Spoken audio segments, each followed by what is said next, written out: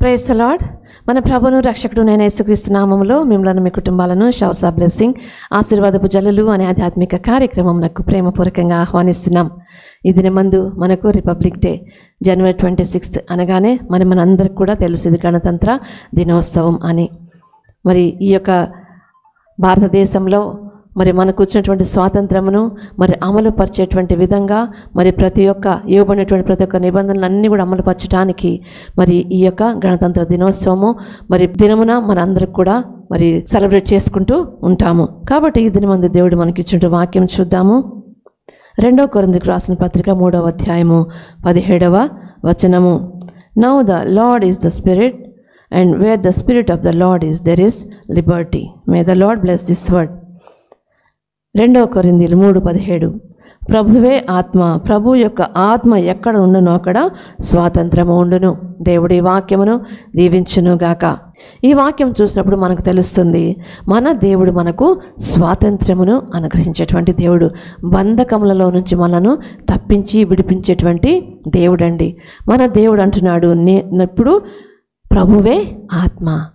ఆ ఆత్మ ఎటువంటి ఆత్మ అంటే ప్రభు యొక్క ఆత్మ ఎక్కడ ఉండునో అక్కడ స్వాతంత్రము ఉండును. హల్లెలూయా. మరి ఎటువంటి ఆత్మ మనం కలిగి ఉన్నామంట?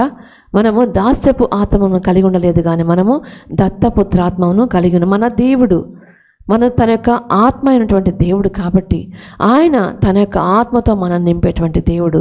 మరి దేవుని యొక్క ఆత్మ ఎక్కడుంటుంది అక్కడ స్వాతంత్రం ఉంటుంది. ఇందులో నుంచి మనకు స్వాతంత్రం కావాలి అంటే పాపములో నుంచి మనకు విడుదల కావాలి, శాపములో నుంచి మనకు విడుదల కావాలి, అలాగే మరణములో నుంచి మనకు విడుదల కావాలి, రోగము నుంచి మనకు విడుదల కావాలి, చీకటిలో నుంచి మనకు విడుదల కావాలి. చూడండి, ఎవరైనా సరే చీకట్లో ఉంటే ఎంతగానో భయపడిపోతూ ఉంటాము. ఆ యొక్క చీకట్లోంచి బయటపడాలి, వెలుగు కావాలి మనం ఆశిస్తాము. అయితే దేవుడు అంటున్నాడు ప్రభువే ఆత్మ, ప్రభు యొక్క ఆత్మ ఎక్కడ ఉండునో అక్కడ స్వాతంత్రము ఉండును. సంఖ్యలలో బంధించబడినటువంటి వారికి స్వాతంత్రము కావాలి. మనము కానీ ఆలోచన చేసినట్లయితే అపోస్తుల కార్యములు 16వ అధ్యాయంలో పౌలు శీలల గురించి మనము ధ్యానం చేస్తుంటున్నాం అనేక సార్లు. మరి వారు ఎటువంటి నేరము ఏ పాపము చేయలేదు, ఏ తప్పు వారు చేయలేదు, కానీ వారిని మరి బంధించారు. కారణము వారు దేవుని యొక్క సువార్తను ప్రకటిస్తున్నారు. మరి ఏదైనా సరే మరి చెడు మార్గం నుంచి విడిచిపెట్టమని వారు బోధిస్తున్నారు. కానీ ఎప్పుడైతే మరి ఒక దయ్యము ద్వారా లేకపోతే ఒక అపవాది ద్వారా మరి ఆ యొక్క వ్యక్తి మరి ఎంతో లాభం సంపాదించుకుంటున్నాడు, ఆ వ్యక్తి గురించి ప్రార్థన చేసినప్పుడు దయ్యం అతను విడిచి వెళ్ళిపోయింది. అయితే ఎప్పుడైతే మా దయ్యం విడిచి వెళ్ళిపోయిందో ఆ వ్యక్తికి లాభ సాధనము పోయిందని చెప్పేసేసి మరి ఈ యొక్క వ్యక్తులను ఇద్దరిని కూడా పౌలును శీలను ఇద్దరు కూడా మరి చాలా భయంకరంగా కొట్టించి మరి వారిని చెరసాల్లో వేసి బొండ వేసి బిగించినట్లుగా మనం చూస్తున్నామండి. కానీ అక్కడ మనం చూస్తున్నాము అందరూ ఖైదీలకు కూడా మరి సంఖ్యలు వేయబడ్డాయి, అలాగే పౌలు శీలలు కూడా సంఖ్యలు వేయబడ్డాయి. కానీ సంఖ్యలు వేయబడిన పరిస్థితులు పౌలు శీలలు ఏం చేశారంటే రాత్రంతా కూడా వారు కీర్తనలు పాడుతున్నారు, దేవునికి ప్రార్థన చేస్తున్నారు. మరి వారు కీర్తనలు పాడుతుంటే అంట పక్కన ఉన్న ఖైదీలందరూ కూడా వింటూ ఉన్నారు. హల్లెలూయా. దేవుని యొక్క ఆత్మ అక్కడ సంచారం చేస్తున్నాడు.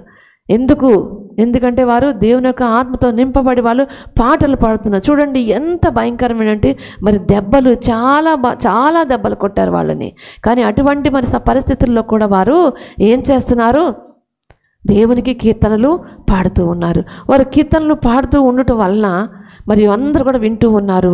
అక్కడ దైవ కార్యం జరిగినట్లుగా మనం చూస్తున్నాము. ఎక్కడైతే దేవుని ఆత్మ ఉంటుందో అక్కడ స్వాతంత్రము ఉంటుంది. చూడండి, వాళ్ళందరికీ కూడా ఒక్కసారిగా మరి దేవుడు అక్కడ కదిలినట్లుగా మనం చూస్తున్నాము. వాడు పాటలు పాడుతుంటే దేవుడు దిగి వచ్చాడు వాళ్ళ మధ్యకు. దేవుని యొక్క ఆత్మ కదలటం వల్ల మరి అక్కడ గొప్ప భూకంపం కలిగింది. ఆ భూకంపం కలుగుట ద్వారా మరి అక్కడంతా కూడా మరి ఎంతో మంది యొక్క సంఖ్యలన్నీ కూడా ఊడిపోయినాయి, చెరసాల తలుపులన్నీ కూడా తెరుచుకున్నాయి. ఎందుకు కారణము? ప్రభువు యొక్క ఆత్మ అక్కడ సంచారము చేయుచున్నది. హల్లెలూయా. మనము చేయని తప్పుకు మనము మరి ఎన్నోసార్లు మనము మరి నిందలు మరి మోస్తూ జీవిస్తూ ఉంటాము. కానీ దేవుని యొక్క ఆత్మ ఒకవేళ మనుషులు మన మీద నిందలు వేస్తున్నప్పుడు దేవుడు అంటాడు, నేను నిన్ను విడిపిస్తా, నేను నీకు విమోచనను అనుగ్రహిస్తా. అని చెప్పేసి దేవుడు నీతో నాతో కూడా మాట్లాడుతున్నాడు. అందరు కూడా ఒక పాపులు అని అంటే మరి దేవుడు అంటాడు నువ్వు నా బిడ్డవని దేవుడు అంటాడండి. హల్లెలూయా. మనకు విడుదల కలుగు చేసేటువంటి దేవుడు మన దేవుడు. సంఖ్యల్లో నుంచి ఆయన విడిపించేటువంటి దేవుడు మన దేవుడు. ప్రభువు యొక్క ఆత్మ ఎక్కడ ఉంటుందో అక్కడ స్వాతంత్రం. హల్లెలూయా. ఆ యొక్క స్వాతంత్రము నీవు నేను అందరం కూడా పొందుకుందాము. దేవుని యొక్క దీవెనలను పొందుకుందాం. దేవుడి వాక్యమును దీవించుగాక. ప్రార్థన చేసుకుందాం. మహాగణుడ మహోన్నతుడ మా మంచి యేసయ్య, నీ పరిశుద్ధ నామమునకు స్తుతులు స్తోత్రములు తండ్రి. దేవానికి వందనము చెల్లించుకుంటున్నాం నాయన.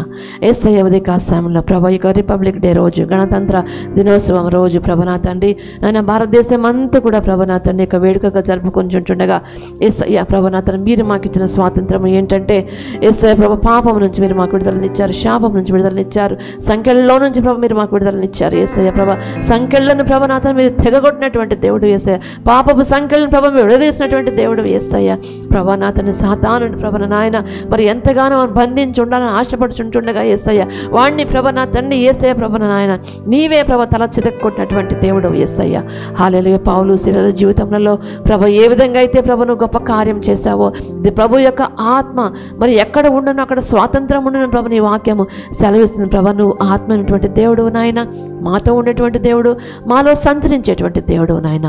నీకే మహిమ, నీకే ఘనత, నీకే ప్రభావం ఆరోపించుకుంటున్నాం దేవా. మా జీవితంలో ప్రభా మీరు ఇచ్చినటువంటి స్వాతంత్రమును బట్టి, విమోచన బట్టి, విడుదలను బట్టి నాయన నీకే స్తుతులు స్తోత్రము తండ్రి. దేవా నీకే వందనము చెల్లించుకొనుచు యేసు పరిశుద్ధ నామములో ప్రార్థించి వేడుకొంచున్నాను తండ్రి. ఆమేన్, ఆమేన్.